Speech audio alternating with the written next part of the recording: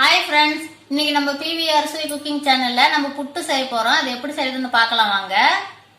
இன்னைக்கு நம்ம செய்ய போறது அரிசி மாவு புட்டுங்க. நம்ம டம்ளர் இல்லாம புட்டு மேக்கர் இல்லாம நம்ம ஈஸியான முறையில புட்டு செய்ய போறோம். அது எப்படி செய்யறதுன்னு பார்க்கலாம். இந்த அரிசி மாவுங்க நான் பச்சரிசியில செஞ்சேன். நான் வந்து 2 டம்ளர் பச்சரிசி எடுத்து 1 மணி நேரம் ஊற வச்சு நல்லா கழுவிட்டுங்க. அதுக்கப்புறமா வந்து மிக்ஸி ஜார்ல சேர்த்து அரைச்சி சளிச்சு எடுத்து வச்சிருக்கிறேங்க. இந்த மாவு நாங்கள் வீட்டிலேயே அரைச்சேங்க. நீங்கள் வேணா கடையில் கூட வாங்கி யூஸ் பண்ணிக்கலாம். இப்போ புட்டு மாவு தயார் பண்ணலாங்க. நான் பாருங்க சின்ன ஸ்பூன்ல 1 ஸ்பூன் உப்பு போட்டுக்கிறேன்.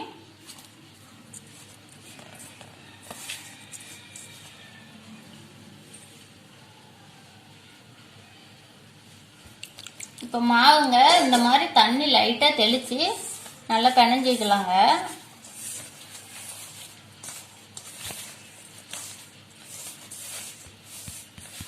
இப்ப பாருங்க புட்டு மாவு ரெடி ஆயிடுச்சு.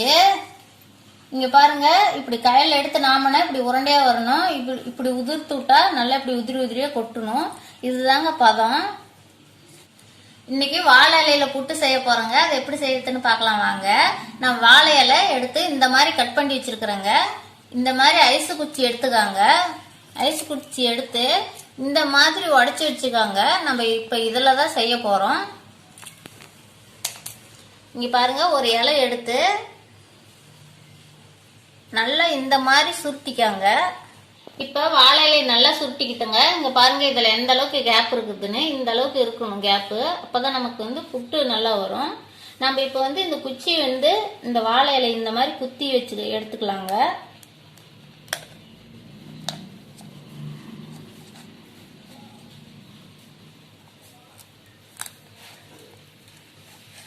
அவ்வளவுதாங்க. இந்த மாதிரி குத்துனீங்கன்னாவே நின்னுக்கும். அதே மாதிரி இந்த சைட்லயும் ஒரு குச்சி குத்திக்காங்க. இப்படி இப்படி பிடிச்சி இந்த பக்கமா குத்திக்காங்க. கையை நல்லா இப்படி உள்ள விட்டு குத்திக்காங்க. அப்பதான் நிக்கும். கையை உள்ள விட்டாதான் நிக்குங்க.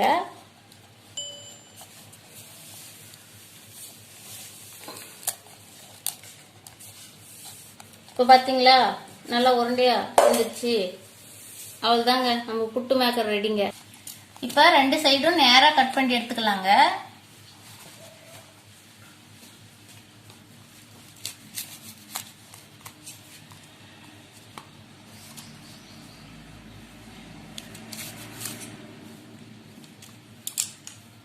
அவ்வளவுதாங்க. 2 சைடும் இப்படி கட் பண்ணி எடுத்தா நல்லா நிக்குங்க. இங்க பாருங்க. இதே மாதிரியே எல்லா இலையும் சுருட்டி எடுத்துக்கலாங்க. இப்ப புட்டு தயார் பண்ண இந்த மாதிரி இட்லி பாத்திரத்தை எடுத்துக்காங்க. தேவையான அளவு இதில் தண்ணி சேர்த்துக்கலாம். இப்ப இட்லி தட்டை இதில் வச்சுக்கலாங்க. இப்ப நாம செஞ்சு வச்சுக்கிற புட்டு மேக்கரை இதில் வச்சுக்கலாம். இலை புட்டு மேக்கரை இந்த மாதிரி நிக்க வச்சுக்கலாங்க. இட்லி பாத்திரத்துக்குள்ள பாருங்க நம்ம மாவு இதுல சேர்த்துக்கலாம். இந்த மாதிரி புடிச்சு சேர்த்துக்காங்க. போதும்னா விடு, தேங்காய் போட்டுக்கலாம்.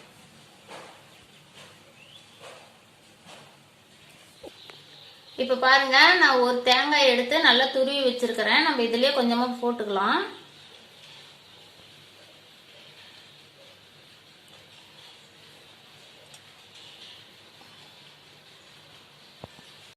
இப்ப தேங்காய் போட்டுக்கிட்டோங்க. நம்ம அது மேலேயே மாவு கொஞ்சமா போட்டுக்கலாம்.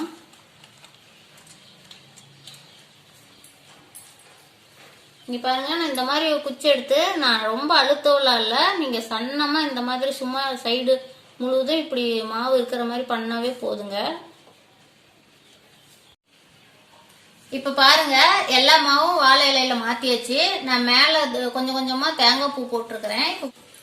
இப்ப நல்லா மூடி போட்டுங்க. நம்ம 20 நிமிஷம் அடுப்புல வச்சு வேக வச்சு எடுத்துட்டு வரலாம்.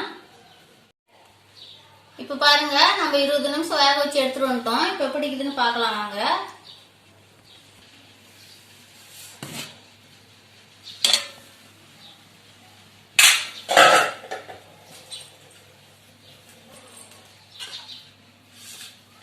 இப்ப நம்ம புட்டு பாருங்க நல்லா வெந்துருச்சு. நம்ம இப்ப எடுத்து பார்க்கலாம்.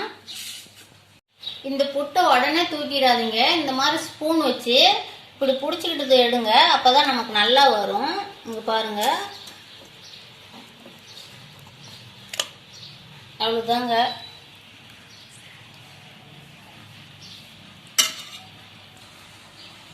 இப்ப பாருங்க, நம்ம வாழை இலை மணத்தோட நல்ல புட்டு ரெடி ஆயிடுச்சு. நம்ம ஓபன் பண்ணி பார்க்கலாம். இந்த குச்சி எடுத்துட்டு